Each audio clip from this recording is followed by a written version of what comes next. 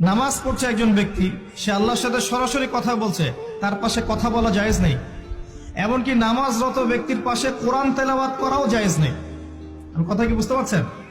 একজন ব্যক্তি নামাজে দাঁড়িয়েছে, আল্লাহর সাথে কথা বলছে, পাশে আপনি কোরআন তেলাওয়াত করতে পারবেন না জোরে জোরে। মনে মনে করতে হবে, করতে চাইলে মনে মনে করতে হবে। অনেক সময় মসজিদের ভিতরে দেখবেন নামাজ পড়া হচ্ছে, শোরগোল করছে। নবী সাল্লাল্লাহু আলাইহি ওয়াসাল্লাম বলেছিলেন, আখিরুজ জামানে, তিরমিজিতে আছে হাদিসটা, আখিরুজ জামানে ইসলামের নামটুকু থাকবে, ইসলামের প্রকৃত বিষয়গুলো থাকবে না। কোরআনের মাসহাফ থাকবে, যে মাসহাফ, কোরআনের মাসহাফটা থাকবে, এর শিক্ষাগুলো থাকবে না। মসজিদগুলো হবে চাকচিক্যময়, কিন্তু মসজিদ হবে হেদায়েত শূন্য। আর চতুর্থ লাইনটা আরো ভয়ঙ্কর।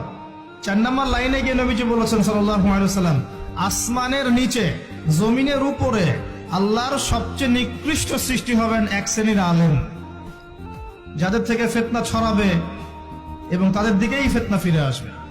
তিরমিজির মধ্যে হাদিসটা আছে, যে কোন আলেমকে জিজ্ঞাসা করেন এটা কোন শ্রেণীর আলেম, এটা বোঝার জন্য আপনার পিএইচডি করার দরকার নাই।